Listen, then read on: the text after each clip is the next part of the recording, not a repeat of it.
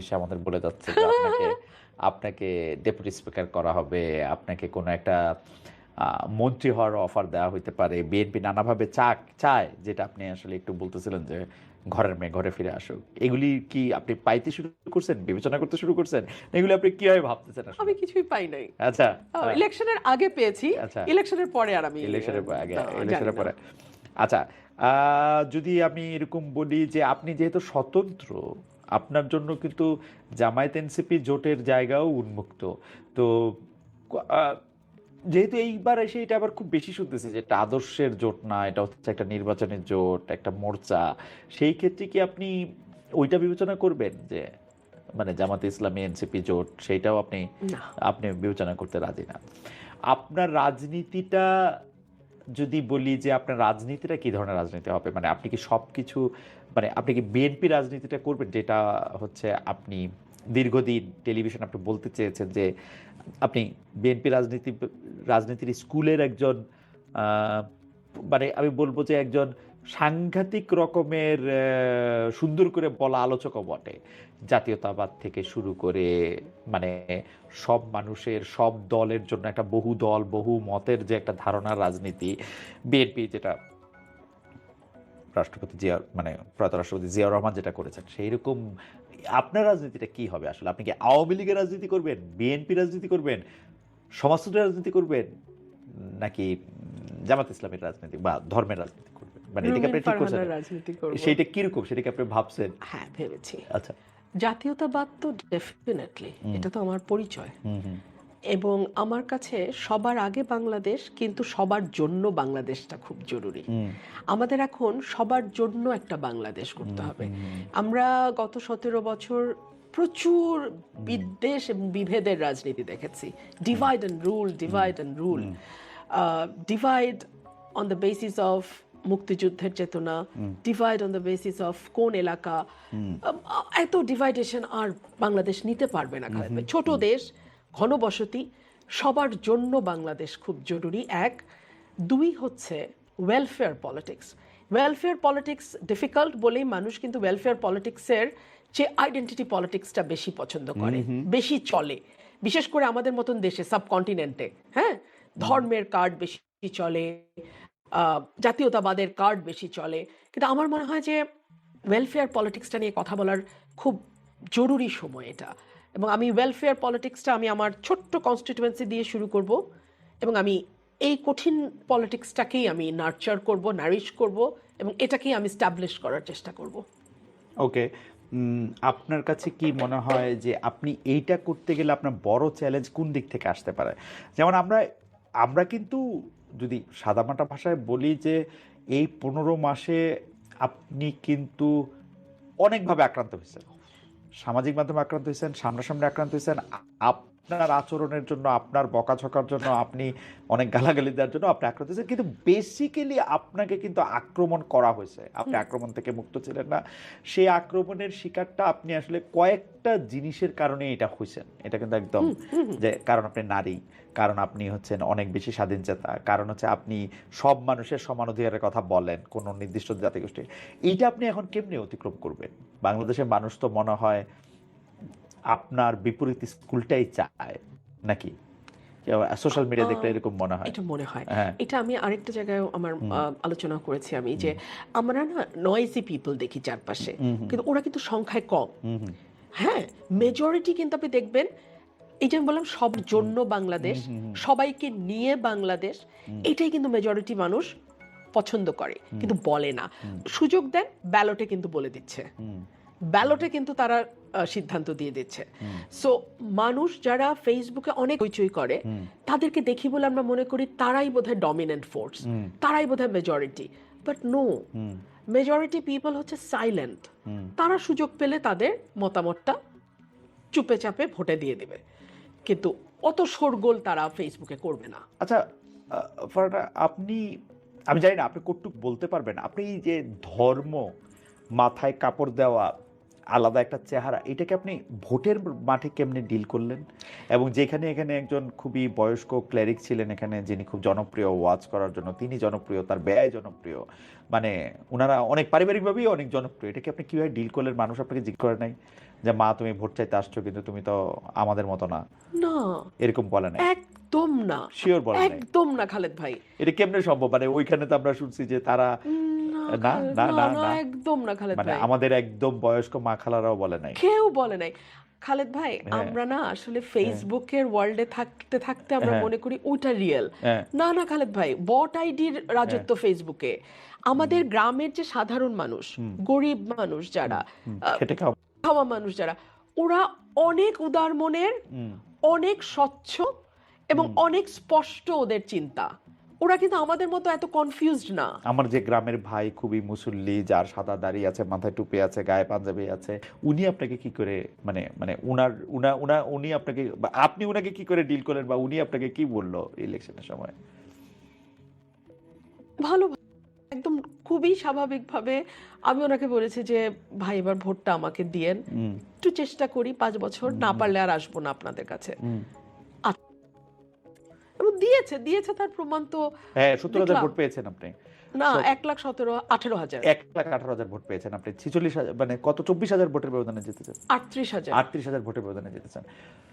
আমার 1,18,000 আপনি ভোট পেয়েছেন, কিন্তু এটা একটা, কিন্তু আপনি কিন্তু একটা মানে কি বলে যে একটা গবেষণার, কারণ বাংলাদেশে যখন আমরা শুনতেছিলাম যে বাংলাদেশ ধীরে ধীরে আসলে অনেক বেশি মৌলবাদের নিগড়ে, অনেক বেশি ওইটার মধ্যে, তো আপনি একটা প্রত্যন্ত অঞ্চলে, যেটা বর্ণনা আপনি নিজে দিচ্ছেন, সেখানে আপনি এটা ফিল করতেছেন যে এইটা মানে আমার মনে হয় যে কোনো একজন ক্লেরিক, যে যখন পাকিস্তান আমলে ফাতেমা জিন্না ভোটে দাঁড়াইছিলেন পাকিস্তানের প্রেসিডেন্ট পদে, আর ওইদিকে দাঁড়াইছিলেন হচ্ছে আইয়ুব খান, তো ওই ক্লেরিক বলছিলেন যে আইয়ুব খানের পুরুষ হওয়া ছাড়া আর কোনো গুণ নাই, আর ফাতেমা জিন্নার মেয়ে হওয়া ছাড়া আর কোনো দোষ নাই। আপনি এই দোষ কেমনে কাটাইলেন? মানে একটা মজার ঘটনা বলি। হ্যাঁ। আমি তো টিপ দেই সব সময়, হ্যাঁ। তো এলাকাতেও দেই। হ্যাঁ। তো আমার সাথে একটা ছোট্ট ছেলে থাকে, ও এসে একদিন সকালবেলা আমার পা চেপে ধরছে, আম্মা পা ছাড়বো না। আমি বলছি, কি হয়েছে বল, কি কিছু করছিস তুই? না কিছু করি নাই। তো বল না, তুই কি বল না। আম্মা টিপটা দিয়ে বাইরে হইন না। তারপরে তা আমি বলছি, বাবা আমি এইটাই বাবা, হ্যাঁ। আমাকে এইভাবেই নিতে দে। হ্যাঁ। মানুষ যদি আমাকে নেয় এইভাবেই নিবে। আমার কাজের মধ্যে দিয়ে আমি টিপ দিলাম দিলাম না, এইটা যেন মানুষের মানে প্রথমে মাথায় না আসে। আমার কাজটা করতে দে, তুই দেখ মানুষ দিবে। সে তো আর আমার পাছায় না, আম্মা আপনি হাইরা যাবেন, আম্মা আপনি দিয়েন না, আম্মা আপনি দিয়েন না। কি হলো? হ্যাঁ। মানুষ তো তাকালো না, মানুষ তার ভালোটা কোথায় বিশ্বাস করতে পারে সেটা সে ঠিকই বুঝলো। আপনার কি মনে হয় যে আমাদের মেয়েরা কি মানে আপনার ফাইটটা তো সবার পক্ষে করা সম্ভব না, কিন্তু আমাদের আসলে এরকম একটা পৃথিবী করতে হবে, এরকম একটা দেশ করতে হবে যে আমাদের মেয়েদের এত কঠিন ফাইট না করতে হবে। আপনি কি এটার ব্যাপারে আশাবাদী? এটা আমার প্রায় শেষ প্রশ্ন। আমি এখনো খুব আশাবাদী না। কেন আশাবাদী না আপনাকে বলে শেষ করি। জামাতে ইসলাম 0% মেয়েকে নমিনেশন দিয়েছে। জামাতে ইসলাম এটা পরিষ্কার বলেছে, তারা নেতৃত্ব পর্যায়ে নারী দেখতে চায় না, এটা তাদের দলের পলিসি না। যেই মেয়েরা এটা মেনে নিয়ে জামাত করেছে তাদের ব্যাপারে আমার পূর্ণ শ্রদ্ধা আছে, কারণ অন্তত এখানে এই ট্রান্সপারেন্সিটা আছে। যারা যাচ্ছে তারাও জানে যে তারা আমির হবেন না, সেই অ্যাসপিরেশন, আশা, আকাঙ্ক্ষা কোনোটাই তাদের মধ্যে নাই। কিন্তু আপনি যখন একটা লিবারাল পলিটিক্সের কথা বলবেন, আপনি যখন মুখে বলবেন নারী পুরুষ সমান, কিন্তু নমিনেশন দেওয়ার সময় পিতৃকোটা বা স্বামী কোটায় 3% দিয়ে থামবেন, সেটা তো একটা মানে সাদা সাদা চোখের মুনাফেকি। এই মুনাফেকি জানলে তো আমার মতো মেয়ে যেতাম না। এই মুনাফেকিটা বাংলাদেশে বন্ধ হওয়া দরকার। আচ্ছা, এই প্রশ্নের একটা লেজও করি আর কি, সেইটা হচ্ছে যে ডক্টর মোহাম্মদ ইউনূসের সরকারের ক্ষেত্রে তো আমাদের এই ব্যাপারটা অনেক বড় আশা ছিল যে আমাদের মেয়েদেরকে আমরা মানে এই এত ফাইট এত কিছু আর করতে হবে না। তারা দুই একটা ভালো কাজও করছে, ফুটবল খেলার আয়োজনটা তারা নির্বিঘ্ন হইতে দিছে, কিন্তু এমন অনেক কিছু করছে বা অ্যালাউ করছে যেটা আসলে চিন্তাও করা যায় না। মানে এইটা উনি কেমনে অ্যালাউ করলেন, ডক্টর ইউনূস বা তার সরকার এটা কেমনে অ্যালাউ করলো, কিসের জন্য? মানে দেখেন, আপনি বিএনপির বা জামায়াতের তো পরে গিয়া ভোট চাওয়ার ব্যাপার আছে, ব্যাপার আছে। ওদের এটা কোন দিকে হাওয়া এটা বোঝার দরকার আছে। ওদের কি হয়েছিল, উপদেষ্টা তো আর ভোট দিতে যাবে না, ওদের কেন এত পপুলিস্ট হইতে হইলো? আমরা যত সহজে আজকে বলে ফেলছি ওরা ভোট চাইতে যাবে না, এটা কি শুরু থেকেই তাদের মাথায় ছিল কি না এটা কিন্তু আমরা জানি না। আমরা জাস্ট অ্যাজিউম করছি না, যে ওরা মুখে অনেকবার বলছেন, আমরা মুখের কথা বিশ্বাস মুখে করবো না। যাই বলুক, আচ্ছা। মুখে তো আরো অনেক কথাই বলছে। হ্যাঁ, তো ওনাদের ভেতরে কি আসলে আদতে কি ইচ্ছাটা ছিল আমরা জানি না, কারণ আমরা 10 বছর 5 বছর চিরজীবন এগুলো শুনেছি। দুই হচ্ছে গভর্নমেন্টের ভেতরে ফোর্স কাউন্টার ফোর্স হয়তো থাকে। আমি তো গভর্নমেন্টের জীবনে ছিলাম না, আমার সারা জীবনে বিরোধী দলের রাস্তা দিয়ে হ্যাঁ হাঁটতে হ্যাঁ হয়। হ্যাঁ, এইবারও তাই। আচ্ছা, তো এখন ফোর্স কাউন্টার ফোর্সে কোন ফোর্সটা ভেতরে গিয়ে জয়লাভ করেছে আমি জানি না। তিন হচ্ছে আমি তো এটা ভাবতেই পারি যে এরকম একটা আনঅফিশিয়াল একটা শক্তিকে মাঠে রাখতে চেয়েছিল সরকার, তাদের সুবিধা মতো যখন তখন মাঠে নামানোর যেভাবে জন্য, ইচ্ছে এটা ব্যবহার করার যেভাবে জন্য। ইচ্ছে ব্যবহার করার জন্য। বেঁচে ফারহানা, আমাদের আর কোনো প্রশ্ন নাই, কিন্তু আমি একটা মানে আপনাকে একটু 30 সেকেন্ড একটু বলতে বলি। সেইটা হচ্ছে যে আমাদের যেসব বাচ্চারা আপনাকে খুব অনুসরণ করেন, মানে এই তরুণ প্রজন্মের মধ্যে যারা আসলে যাদের বয়স 20-22-এর মধ্যে, যারা আপনার মধ্যে থেকে এক ধরনের শক্তির জায়গা থেকে, তাদের জন্য আপনি আসলে কি বলবেন? মানে কোনো মানে আপনি যদি বলেন আর কি 30-40 সেকেন্ড 50 সেকেন্ড আপনি যখনই বলেন যে মানে আমি বাংলাদেশটা নিয়ে কি তারা খুব আশাবাদী আসলে হইতে পারবে, বাংলাদেশটাকে আসলে খুব একটা সুন্দর দেশ হিসেবে থাকবে, নাকি তাদের আসলে তাদের জন্য আপনি কি বলবেন? আমি এটাই বলবো, যদি কেউ পরিবর্তন করতে চায় তাহলে তার প্রথম স্টেপটা তাকেই নিতে হবে। আর কেউ তার জন্য হয়ে পরিবর্তন করে দিবে এটার জন্য যেন সে অপেক্ষা না করে। তাকে তার নিজের উপর বিশ্বাস থাকতে হবে, সততা থাকতে হবে, নিজের কাছে নিজের পরিষ্কার থাকতে হবে আমি কি চাই, এবং এইটুকু অ্যাচিভ করবার জন্য আসলে আমি কতটুকু ত্যাগ স্বীকার করতে প্রস্তুত, এই বিষয়গুলো পরিষ্কার থাকতে হবে। আর সততার আসলে এটার আর কোনো অল্টারনেটিভ নাই। নিজের কাছে এবং অপরের কাছে আপনি সৎ থাকেন এবং নিজের যোগ্যতার উপরে আস্থা রাখেন, প্লিজ অন্য কোনো শর্টকাটে যাবেন না। কারণ শর্টকাটে হয়তো আপাত একটা কিছু হচ্ছে, এটা কখনোই আপনাকে একটা সিমেন্টেড দেবে না, প্ল্যাটফর্ম দেবে না। আপনাকে যদি একটা স্থায়ী প্ল্যাটফর্ম করতে হয় আপনি লম্বা পথটা নেন, কিন্তু পরিশ্রমের পথটা নেন, শর্টকাটে কখনো যাবেন না। বেঁচে ফারহানা, আমরা শেষ করে দিছি, কিন্তু আমি এতক্ষণ যেহেতু আপনার সাথে কথা বলতেছিলাম, সেজন্য আমি এদেরকে ছাড়া আর দেখি নাই, আমাদের মানে মন্তব্যগুলি একটু দেখি না আমরা, একটু আপনি যদি একটু অনুমতি দেন হ্যাঁ, তাহলে নিশ্চয়ই, একটু নিশ্চয়ই। তাহলে একটু মন্তব্যগুলি একটু দেখি। নিশ্চয়ই। একটা মন্তব্য অনেকবার দেখতে পাচ্ছি, খালেদ ভাই তারেক রহমানকে প্রশ্ন করতে আপনি যেরকম নতুজানো হয়েছিলেন, তারপর আপনার সাংবাদিকতার নৈতিকতা কতটুকু থাকে তা জানাবেন। সাংবাদিকতা নৈতিকতা থাকে কারণ আমি নতুজানো হই নাই, মানে আপনার কাছে মনে হয়েছে যে সেটা তো আপনি বলতেই পারেন। আরেকটা হচ্ছে যে এরকম কথাই বারবার বলতেছেন, আপনি বিএনপির দেখা থেকে সংবিধান সংস্কার পরিষদের সদস্য হিসেবে প্রশ্ন করেছেন, এই প্রশ্নের জবাব আপনি অনেকটা দিয়েছেন। এইটা একটা আপনি একটু কথা বলতে পারেন যে সেটা হচ্ছে সরকারের, উনি একটা কথা বলেছেন, আমি আসলে এটার সাথে মিলিয়ে একটা কথা বলতে চাই, যে উনি বলতেছেন, সবুজ হোসেন খালেদ ভাই, আমি একটা পরিকল্পনা করেছি, সেটা হচ্ছে সরকারে তো অনেক ঋণ, তাই 20-25 জনের একটা টিম করে কিছু টাকা উঠাতে চায়, যা ফ্যামিলি কার্ড বা কৃষক কার্ডে সেই টাকা বড় ভূমিকা রাখবে। এই ফ্যামিলি কার্ড সম্পর্কে আপনি কি মনে করেন? আরেকটা প্রশ্ন হচ্ছে, রুমিন ফারহানার কি মন্ত্রী হওয়ার সম্ভাবনা আছে কিনা, এটাও আমি আসলে আগে এই কথা আপনি বলেছেন। মানে আমি আমি আপনার কাছে এটা জানতে চাইবো যে ফ্যামিলি কার্ড বা সোশ্যাল সেফটি নেট হিসাবে বিএনপি একটা কিছু তো উদ্যোগ নিয়েছে, কেউ কেউ বলছে, মানে আজকে কোথা জানি দেখলাম যে ঈদের আগেও কিছু ফ্যামিলি কার্ডের ব্যাপারে, এইটা আপনার কাছে একটা প্রজেক্ট হিসাবে বা হিসেবে কতটা? নিঃসন্দেহে ভালো উদ্যোগ, কিন্তু কয়েকটা প্রশ্ন থেকে যায়। এক হচ্ছে আমাদের অলরেডি বিধবা ভাতা, বয়স্ক ভাতা, প্রতিবন্ধী ভাতা ব্যবস্থা চালু আছে। এখন এই ফ্যামিলি কার্ডের পাশাপাশি ওটাও চলবে কিনা, নাকি ফ্যামিলি কার্ড হলে ওটা আর পাবে না? আচ্ছা, এক। দুই হলো ফ্যামিলি থাকলেই ফ্যামিলি কার্ড পাবে, এটা একমাত্র ক্রাইটেরিয়া।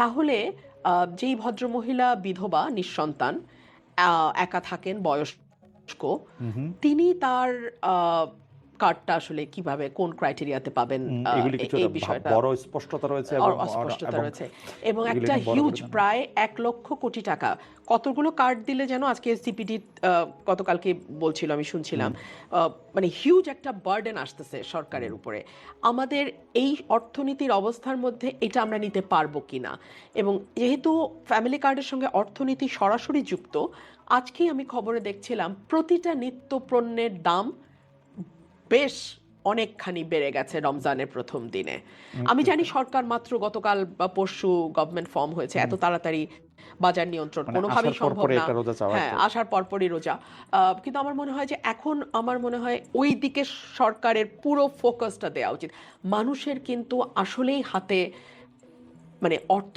নাই মানুষ বাজারে যাচ্ছে এবং আমি আজকে বলতে শুনলাম একজনকে যে আমি একটা লেবু কিনে এসেছি সো মানুষ কিন্তু ভালো নাই স্বস্তিতে নাই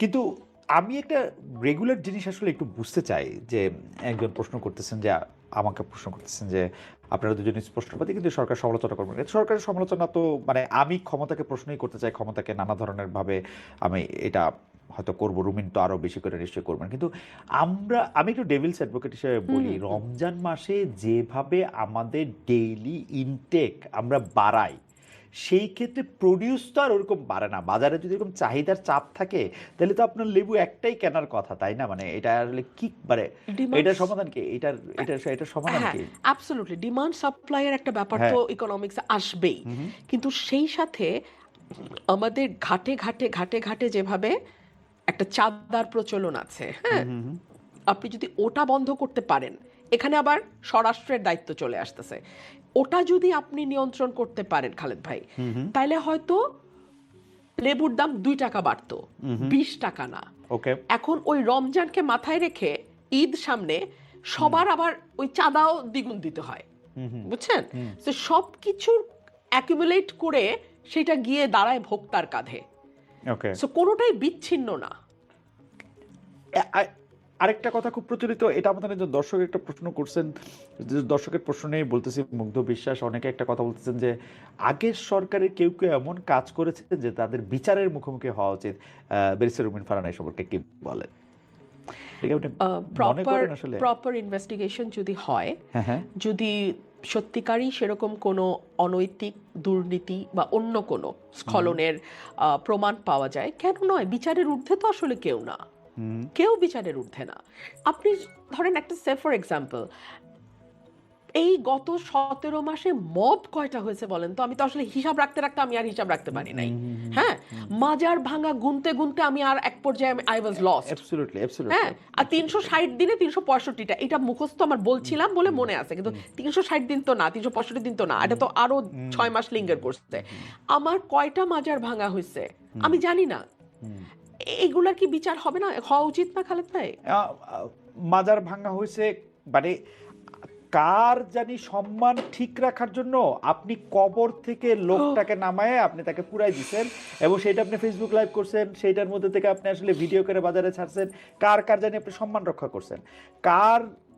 কোন মানে কি বলে কোন স্পিরিট রক্ষার জন্য আপনি গিয়ে 2টা বিল্ডিং এ আগুন লাগাই দিচ্ছেন সেটা 2টা পত্রিকা যে আপনি এটা হচ্ছে আপনার জুলাই স্পিরিট আপনি মানে এইগুলি তো আসলে আমি জানি না মানে এগুলি যারা করছে যারা উস্কাইছে এবং তবে আমি মনে করি আপনার মত তো আমি জানতে চাওয়ার আগে আমি একটু মনে করি যে আমি কিন্তু সবসময় মনে করি যে আমার রাইট প্রোটেক্ট করাটা অত একটা বড় ব্যাপার না এটা যে কোনো প্রাণীর একটা ইনস্টিংক্ট আমি আমার রাইট প্রোটেক্ট করতে পারি আমি যতক্ষণ পর্যন্ত আমার বিরুদ্ধ মতের পক্ষে রাইট প্রোটেক্ট করার উদ্যোগ নিতেছি ততক্ষণ পর্যন্ত আমি হচ্ছে একটু গণতান্ত্রিক এইটা কি বাংলাদেশে বাংলাদেশের মানুষ কি কখনো বুঝবে যে আমার প্রতিপক্ষের রাইট আমার প্রোটেক্ট করতে হয় তাহলে বাংলাদেশ এটা কি কোনোদিন মানুষ বুঝবে এটা না আমি এটাকে অন্যভাবে বলি আমাকে একজন প্রশ্ন করেছিল যে আপনি এখন আওয়ামী লীগের ব্যাপারে তো বেশ সফট এই আপনি একটু আগে বললেন সফট কেন আমি একটা কথা বলি আমার প্রতিপক্ষের হাত থেকে যখন তলোয়ারটা পড়ে যায় তখন তার প্রোটেকশন দেওয়ার নৈতিক দায়িত্ব আমার আমি আমার তলোয়ার দিয়ে তাকে আঘাত করতে পারি না ওটা বীরের কাজ না ওটা কাপুরুষের কাজ সুতরাং এখন আওয়ামী লীগের সমস্ত অধিকার রক্ষা যদি আমি করতে পারি আমরা করতে পারি এই সরকার করতে পারে সেখানেই ডিফারেন্সটা হবে আপনার সাথে আগের সরকারের এবং এই যে মাইনরিটির প্রোটেকশন নিয়ে আমি একটু বলতেছিলাম যে দীপু দাসকে উনাকে পুরায় মাইরা ফেলা হইলো, উনাকে পুরায় মাইরা ফেলা সম্ভব হইলো উনাকে হচ্ছে মানে যেহেতু উনি মুসলমান না কোনো কিছু একটা বইলা ট্যাগ দিয়া। এইটা আপনার কি মনে হয় এটা আমরা বন্ধ হইতে দেখবো? আমরা যে যারা একটু যারা সংখ্যায় কম তাদেরকে আমরা প্রোটেক্ট করতে পারবো? আপনার কি মনে হয় আসলে? আমাদের খুব শক্ত একজন শাসক দরকার, এবং জিয়াউর রহমান সাহেবের মতন একজন শাসক দরকার আমাদের, যিনি ব্যক্তিগত হিসাব, লোভ, লালসা, ক্ষমতা এই সকল কিছুর ঊর্ধ্বে উঠে দেশটাকে ভালোবেসে দেশটাকে ট্র্যাকে আনার চেষ্টা করবেন, এইটুকুই আমি বলতে পারি। বারবার একটা কথা বলা হয় যে আমাদের আওয়ামী লীগের সময় মানে আগের সরকারের সময় আমরা নামাজ পড়তে পারি নাই, আমাদেরকে এই করা হয়েছে। আমার কাছে তো মানে দু একটা আমি আমি কোনো কিছু নিয়ে তর্ক করতে চাই না, কিন্তু ঘটনা হইতেছে যে আমারে কোনো কিছু করতে দেওয়া হয় নাই, এই জন্য আমি তো আরো বেশি করে এই সময় এসে করতে দিব। এইটা কি আমাদের কোনো ক্যাম্পেইন করার কোনো কিছু বোঝানোর? আপনি তো এবার হাটে মাঠে ঘাটে ঘুরলেন, আপনার কাছে কি মনে হলো এটা কি মানুষ বোঝে? মানে বাংলাদেশের যে গ্রামগুলির কথা আপনি বললেন সেই গ্রামের মানুষেরা কি তাদের মানে অন্য ধর্মের ভাইদের বা অন্য বিশ্বাসের মানুষদের প্রোটেক্ট করে? আমি আমার এলাকায় দেখেছি একেবারে সাধারণ মানুষ কিন্তু স্বচ্ছ এবং পরিষ্কার এবং তারা সৎ। আমার এলাকায় সন্ধ্যা হলেই নিয়মিত ওয়াজ হবে, ওকে, হ্যাঁ, হ্যাঁ, তারপরে 9টা-10টা থেকে রাত্র 3টা পর্যন্ত কীর্তন হবে। হবে। আওয়াজ করে, হ্যাঁ, আওয়াজ করে। একেবারে আওয়াজ করে। আমার বাসা থেকে তো আমি বল্লাবাড়ির কীর্তন প্রতিদিন শুনি এবং আমার খুব ভালোও লাগে। রাত্র 2টা-3টা পর্যন্ত কীর্তন হবে। আর এই যে আপনার ওই অক্টোবর মাস থেকে শুরু হবে ফেব্রুয়ারি পর্যন্ত বাউল মেলা। গত বছর মেলা বন্ধ করছিল, আমি গিয়ে পিটায়া মেলা আবার শুরু করেছি। সো মানে ওখানে আমাকে চিৎকার করে মানে লাঠি হাতে যেতে হয়েছে, এন্ড আই ওয়েন্ট দেয়ার। ওকে, তো আমি মেলা আমার এখানে কোনোভাবেই বন্ধ হতে দেব না। মেলাও চলবে, ওয়াজও হবে, কীর্তনও হবে। হাফিজুল ইসলাম শাওন উনি বলতে মন্ত্রণালয়ের পররাষ্ট্র মন্ত্রণালয় ভারত আর আমেরিকার নিয়ন্ত্রণে কথাটা আমি যদি মানে এটা নিয়ে আপনার মন্তব্য আমার মন্তব্য আমি করি, যদি খলিলুর রহমান মানে ইন্ডিয়া বা আমেরিকার লোক হয়ে থাকেন, আমি এইটার জবাবদিহি দাবি করি হচ্ছে ডক্টর মোহাম্মদ ইউনূসের কাছ থেকে। কারণ ডক্টর মোহাম্মদ ইউনূস এটা ইন্ট্রোডিউস করছেন ওনারে, এবং উনার ছেলে সেটা ওনার জানা উচিত ছিল, এবং ওনার এটা বোঝা উচিত ছিল হাই রিপ্রেজেন্টেটিভ ফর রোহিঙ্গা, তারপরে গিয়ে হচ্ছে যে নিরাপত্তা উপদেষ্টা যেটা দরকার। মানে আপনি কি মনে করেন আসলে এই যে এই প্রশ্নটা আমি ইচ্ছা করলে এড়াই যেতে পারতাম, কিন্তু এটা আসলে একটা প্রশ্ন, তাই না? মানে খুবই গুরুত্বপূর্ণ প্রশ্ন। মানে কেন, এবং এইটা যদি হয় তাহলে আমাদের কপালে দুঃখ আছে। আরেকটা হইল যে আপনি কোন রাজনৈতিক দল করবেন কিনা, অনেক প্রশ্ন আসছে সেটা। এটা যদি আপনি এটা বলেন যে আপনি একটা আলাদা রাজনৈতিক দল করার ইচ্ছা আপনার আছে কিনা? আপাতত নেই। এইটার কারণটা একটু বলবেন যে আপনি কেন রাজনৈতিক দল না করে একটু ইন্ডিভিজুয়াল জায়গা থেকে জিনিসটা আপনি চিন্তা করতেছেন? আপনার এলাকার আপনার কথা শুনেও কিন্তু আমার কাছে মনে হচ্ছে আপনার চোখের সামনে আপনার গ্রাম, আপনার কনস্টিটিউশন এটা ভাসতেছে। এটা কারণটা কি? মানে মাত্র আসছেন সেখান থেকে, ওদের কথা খুব জলজল করবে, মানে সারা দেশের প্রেক্ষিতে আপনি কিছু করতে চান না এই মুহূর্তে না। কেন না, আমি আপনাকে বলি, 5ই আগস্টের পর আমরা অনেক স্বপ্ন দেখেছিলাম একটা নতুন ধারার রাজনীতি, তাই না? কি দেখলাম? চাঁদাবাজিতে গিয়ে সেটা শেষ হলো। 10 লাখ টাকা চাঁদাবাজি, না দিলে মব, তৌহিদি জনতা গিয়ে মেয়েরা মাথায় ওড়না দিল না এটা নিয়ে চেঁচামেচি, এটাতে তো দেখলাম আমরা, তাই না? আমি আপনাকে বলি, দেশে আজকের এই অবস্থার পেছনে আমাদের আত্মীয় স্বজনদের অনেক দায় আছে, এটা আমি সবসময় বলি। কিরকম? শিক্ষিত মধ্যবিত্ত বলতে যেটা বোঝায় কালচার্ড এডুকেটেড মিডল ক্লাস, তারা একটা বড় অংশ ব্রেইন ড্রেইন হয়ে দেশের বাইরে চলে গেছে। নাই, আমার পরিবারে আমি আর আমার আম্মার বয়স 90 আর আমি, সেই যে গত 60-70 বছর ধরে তারা বিদেশে পাড়ি জমানো শুরু করলেন শীতের পাখিরা, ওনারা কিন্তু আর দেশমুখী হলেন না। ওখানে ওনারা নিরাপদ জীবনযাপন করছেন। এখন বাংলাদেশে যারা রাজনীতিতে আসতে চাচ্ছে বিশেষ করে, তাদের ওই ভয়াবহ লোভের ক্ষুধা, ওই আগুন আমার পক্ষে মেটানো সম্ভব না। ওই দলের পরিণতি আরেকটা এরকমই হবে। ও সুতরাং আমি ভাই আমার এলাকার মানুষকে নিয়ে ওদের জন্য আমি কাজ করতে চাই। আমার Okay. অত বড় স্বপ্ন না, আমার স্বপ্ন ছোট। আহ,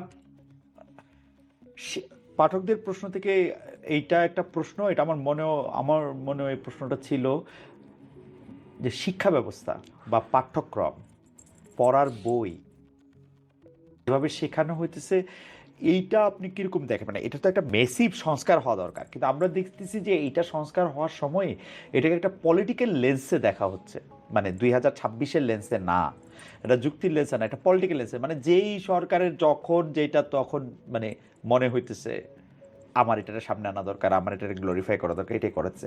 আপনি কি মনে করেন এর থেকে মুক্তি পাবে বাংলাদেশ? মানে এই সরকারকে এটার দিকে মনোযোগ দিবে? মানে শিক্ষামন্ত্রী একজনকে করা হয়েছে, তার সম্পর্কে সবচেয়ে বড় কথা তিনি দৌড়ায় দৌড়ায় নকল ধরতো, কিন্তু পুরো শিক্ষা ব্যবস্থা করেই করেন। মানে শিক্ষা ব্যবস্থা আপনি যেটা শিখলেন, যে কি শিখতেছে, পাঠ্যক্রমের অবস্থা বা আমরা যেগুলি পাঠ করতেছি তো ভয়াবহ অবস্থা। এইটা আমাদের এই সরকারকে ফেসবুক দিকে তাকিয়ে দেশ চালালে চলবে না। ওকে, হ্যাঁ, পপুলিস্ট অ্যাপ্রোচের দিকে গেলে হবে না। আমার মনে হয় দেশে এখনো শিক্ষা ব্যবস্থা নিয়ে যারা কাজ করেন, অভিজ্ঞ এক্সপার্ট আছেন, ওনাদের সঙ্গে বসে পুরো কারিকুলামটা রিভিউ করা দরকার। পুরো শিক্ষা, যেমন আমি, আমার যেহেতু বাসায় কোনো শিক্ষার্থী নাই, আমি বলতে পারবো না, কিন্তু আমার কর্মীরা অনেক সময় বলে যে আপা কিছু তো পড়ে না, ও সারাটা দিন ঘুমায়, কালকে নাকি পরীক্ষা, একটু মনে কি দেখে, পরদিন গিয়ে পরীক্ষা দেয়, মোবাইল ছাড়া নাকি আজকাল বাচ্চারা পড়াশোনা হয় না। সো এইভাবে তো আসলে আপনি বিশ্বমান তো দূরের কথা, আপনি তো জাতীয় মানই শুদ্ধভাবে বাংলা, ইংরেজি বাদ দিলাম, ইংরেজি হয় না, শুদ্ধভাবে বাংলায় 4টা লাইন একটা বিএ পাস করা ছেলে লিখতে পারে না। আমি লিখতে দিয়ে ধাক্কা খেয়ে আপনাকে বলতেছি না, আমি আমি আমি তো সাংবাদিকতা লোক হিসাবে আমার তো দেখছি যতদিন এটা লেখার ছিল, 3টা শুদ্ধ বাংলা বাক্য পরপর লিখতে পারে এরকম লোকের সঙ্গে, তাই না? কোথায় দাড়ি দেয়, কোথায় কমা দেয়, আমি কিছু বুঝি না, অর্থ দাঁড়ায় না। তো আমার মনে হয় পুরো ব্যবস্থাটা আবার আমাদের ঠান্ডাভাবে ঢেলে সাজিয়ে শুরু করতে হবে। যে ডিম ভাজি, এগুলো নিশ্চয়ই জরুরি, ডিম ভাজি জানতে হবে আপনাকে, জীবনে চলতে হলে খাওয়া দাওয়া করতে হবে, কিন্তু ওইটা যেন আপনার শিক্ষা ব্যবস্থার ফোকাস না হয়। না, আমি আপনাকে আসলে আরো অনেকক্ষণ আগে শেষ কথা বলে তারপর দর্শকদের এটা আমি আসলে ভালো দেখতে পাচ্ছিলাম না, পরে দেখার পরে তারপর অনেকগুলি প্রসঙ্গ আপনার কাছে, কিন্তু বাংলাদেশের দর্শকদের অনেক রকম অনেক বিষয় নিয়ে আসা আছে। আপনি সারা দেশের একটা দল করবেন কিনা, আপনি বিএনপিতে আবার যোগ দিবেন কিনা, আপনার আসলে পলিটিক্যাল ভবিষ্যৎ, আপনি শিক্ষা ব্যবস্থা নিয়ে আপনি কি মনে করেন, আপনি ধর্ম ব্যবস্থা নিয়ে আপনি কি মনে করেন। আমার শেষ প্রশ্ন দর্শকদের এই প্রশ্ন থেকে এটা করা, মানে দর্শকদের প্রশ্নের শেষ প্রশ্ন, সেটা হচ্ছে যে আপনি কি মনে করেন আসলে মানুষে মানুষে যেটাকে আমরা হারমোনি বা একটা এটাকে কি বলবো, পারস্পরিক সৌহার্দ্যবোধ আনতে হলে আসলে কি করতে হবে? মানে আমি আর আপনি তো অবশ্যই ডিফারেন্ট, মানে আমি রংপুরের, আপনি ব্রাহ্মণবাড়িয়ার, আপনি মেয়ে আমি ছেলে, ওরকমভাবে নানাভাবেই তো আমাদের পার্থক্য করা যায়। আপনি একটা ধর্ম বিশ্বাস করতে পারেন, আমি আর একটা ধর্ম বিশ্বাস করতে পারি, এটার মধ্যে আসলে এই সৌহার্দ্যটা কেমনে হবে? মানে আমরা এতজন মানুষ মানে মিলবো কি শর্তে? আমাদের প্রথম শর্ত হচ্ছে আমরা প্রত্যেকে বাংলাদেশি, আমরা বাংলাদেশের নাগরিক। নাগরিক হিসেবে আমাদের প্রত্যেকের কিছু দায়িত্ব আছে, আবার কিছু অধিকারও আছে। আপনি আপনার অধিকার তখন পুরোপুরি বুঝে পাবেন যখন আপনি আপনার দায়িত্বটা করবেন। মানে এখানে আমি এভাবে বোঝাতে চাইছি যে প্রতিটি নাগরিক যদি তার অধিকার সম্পর্কে সচেতন হওয়ার সাথে সাথে তার দায়িত্ব সম্পর্কেও সচেতন হয়, তাহলে আমার মনে হয় আগামীর বাংলাদেশ করাটা আমাদের জন্য আরেকটু সহজতর হবে।